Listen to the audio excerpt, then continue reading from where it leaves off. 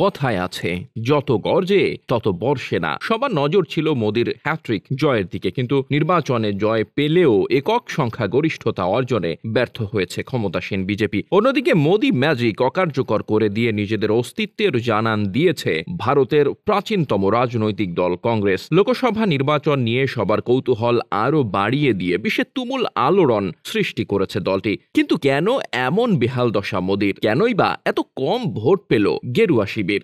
১.৫ মাসের বেশি সময় ধরে চলা ৭ দফার ম্যারাথন ভোট শেষে মঙ্গলবার সকাল থেকেই যখন নির্বাচনের ফল ঘোষণা শুরু হয়, তখন পর্যন্ত সবকিছু ঠিকঠাক থাকলেও বেলা গড়ানোর সাথে সাথে বিজেপি কংগ্রেস হাড্ডাহাড্ডি বেড়েই চলেছে।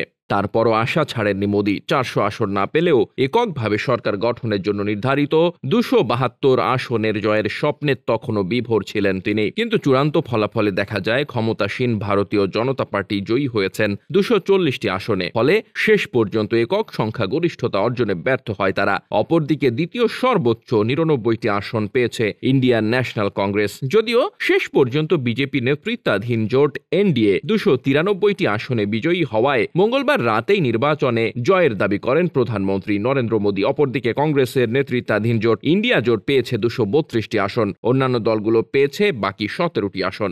যেখানে বিজেপির লক্ষ্য ছিল একক সংখ্যাগরিষ্ঠতা অর্জন, সেখানে দলটি এককভাবে পেয়েছে মাত্র ২৪০টি আসন। নির্বাচনী ফলাফলে কেন এমন বিপর্যয়, সে প্রশ্নের উত্তর খুঁজতে শুরু করেছেন সংশ্লিষ্টরা। বছর ৫ আগেও অর্থাৎ ২০১৯ সালের লোকসভা নির্বাচনে ৩০৩টি আসন পেয়েছিল বিজেপি। সে সময় বিজেপির পক্ষে কাজ করেছিল মোদি ম্যাজিক এবং কট্টর জাতীয়তাবাদ ইস্যু। বিশেষ করে উগ্র হিন্দুত্ববাদের বিকাশ ঘটিয়ে পুরোপুরি ফায়দা লুটেছিলেন বিজেপি নেতারা। আর তাই ২৪০টি আসন আগামী দিনে মোদির জন্য জনগণের এক ধরনের কড়া বার্তা বলে মনে করছেন সংশ্লিষ্টরা। Desk report, বার্তাবাজার।